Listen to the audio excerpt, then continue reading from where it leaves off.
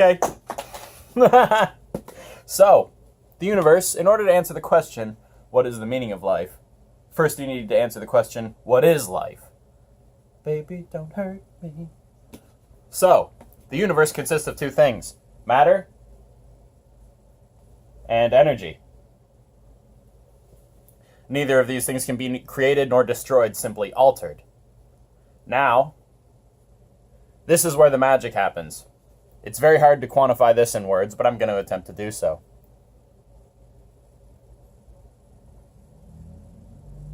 That's life. Life is matter that has its own self-contained energy alteration source. All that really means is that if matter is capable of harnessing and specifically and intentionally outputting an energy source of its own, that is life. If you could say that life is change, life is another force.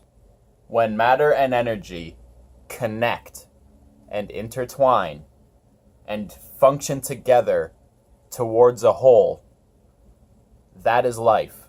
That's what life is. And if that's what life is, what does that mean? It means exactly that. It means matter is capable of storing energy, and that energy can be extracted. If that energy and that matter can function as a whole with the purpose of selfish gain, specifically, if it can act in a way that seems irrational in order to benefit itself or anything else, that is alive.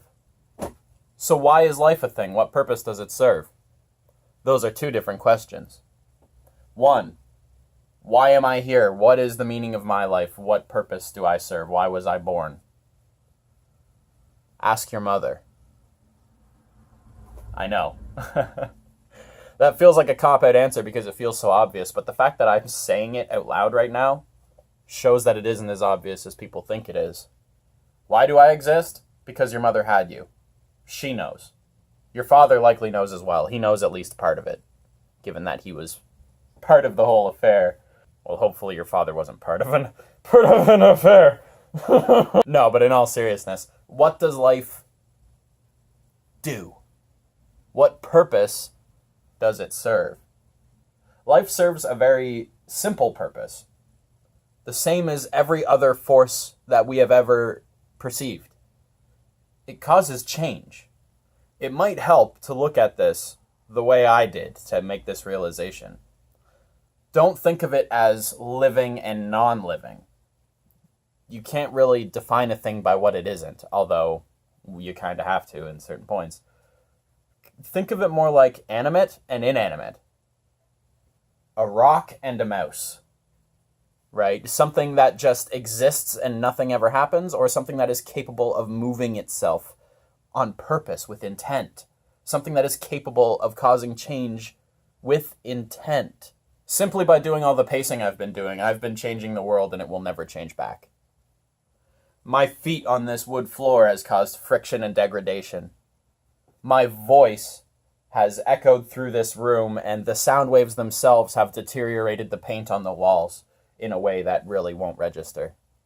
Every single thing animate objects do causes change.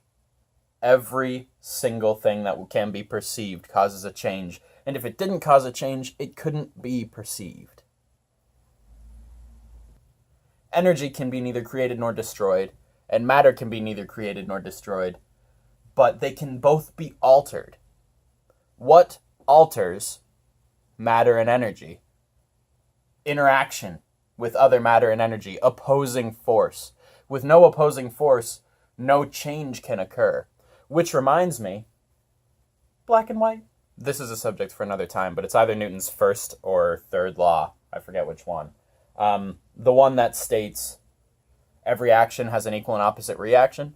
The subtext to that is that no action goes unopposed. That's the point. You can't act in a way that is not opposed. But I am starting to build a theory that human beings are a force without an equal and opposite reaction. And thusly, this might preclude free will. I'm working on this theory. Watch for it. Back into her. So what does this all mean? To answer that, we need to do a thought experiment.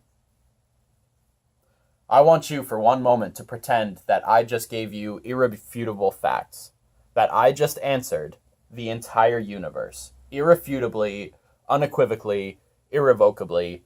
That is the answer. For 1 second, just pretend. You got it? What changed? Nothing. You still have to act the exact same way. This doesn't mean you can pick up a knife and stab your little sister. This doesn't mean you can just go rob a bank. This doesn't mean that nothing matters, and it doesn't mean that everything matters. Nothing has changed in your life or mine, except that we have a new theory. So ultimately, these questions, while they're very significant and we want to think about them, they don't change much. Answering them is great. It's questioning the universe around us, and it can give us a better understanding of where we came from. But it doesn't make anything absolute. It doesn't change anything. It doesn't change your life, and it doesn't change mine. So ultimately, what is life? There's energy, there's matter, and then there's life. It's both. What does it mean? It means matter is capable of storing energy and acting of its own free will. Why are we here? Because our mothers gave birth to us. What's it all mean? Not much. Theoretically, though, now we're breaking away from things I have considered to be strong arguments. These ones are a little bit more inductive than the previous ones have been. So, theoretically, this could suggest free will. Why? Correction. Theoretically, no. Correction. To me, right now, on this date, today, while I'm standing in front of this camera, what does that mean to me? It means we likely have free will. And it also means there's almost certainly another state after death. Will we be aware of it? No idea. It's very possible that the other state will be your physical body disintegrates into dust and floats into space, and the energy that was still contained within you is converted into heat when you degrade. That could be it. But you still exist in that way. You, the self, does not. But isn't that what nirvana is? Isn't nirvana letting go of the self and being with the unity? The ultimate goal of so many religions is the acceptance of neutrality, and that's what death is. And because of this, I can't help but ask, where the fuck did the concept of death being the end come from? I have no idea why people think that. There's no evidence to suggest it other than the fact that you can no longer talk to the person who was no longer there. But since when does one thing existing in one state mean it no longer exists at all? Do I know what happens? Fuck no. God no, not even close. I have theories. I have like 3 or 4 theories that are various levels of metaphysical. The theory I would present to a scientist is the one I just presented to you. Body degrades, dust comes off, heat comes out, you are now part of the universe again. Your building blocks have been sent out, if you will, reconnected with the rest. The theory I'm currently believing myself is that we are part of something much greater than us. What the hell does that mean? That's very vague. That's not really much of an answer, bud. Oh, I know. I'm fully aware of that. But over time, you see how things are connected.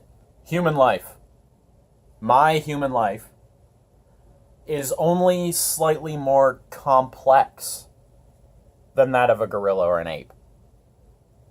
It's no different. It's just slightly more.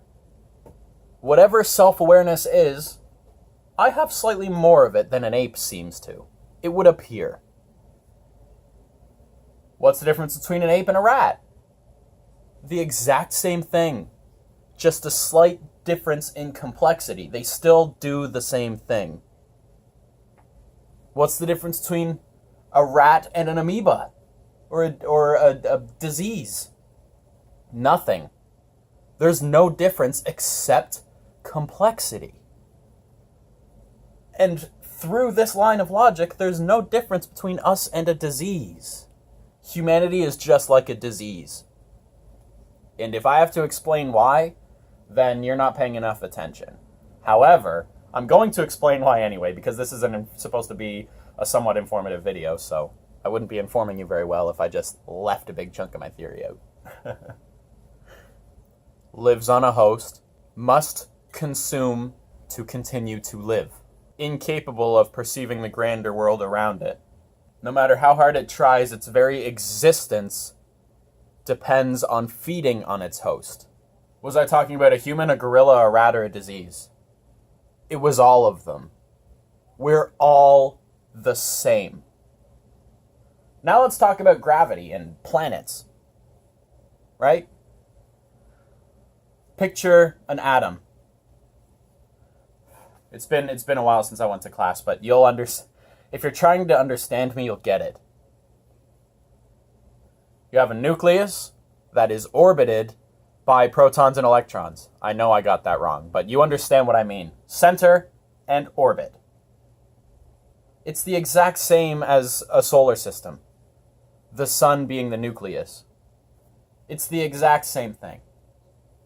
And I would imagine our galaxies are likely laid out in the same way. Now, you've watched this far, so you're the kinds of people that I'm making this channel for. Thank you for watching. Please subscribe if you want to see more content like this. This is the kind of video I'm looking to make. More original philosophical concepts and philosophy instead of politology or politics. So, subscribe, check me out for that. Now, the fact that you guys are still here means I don't have to say this to you. But I'm going to anyway.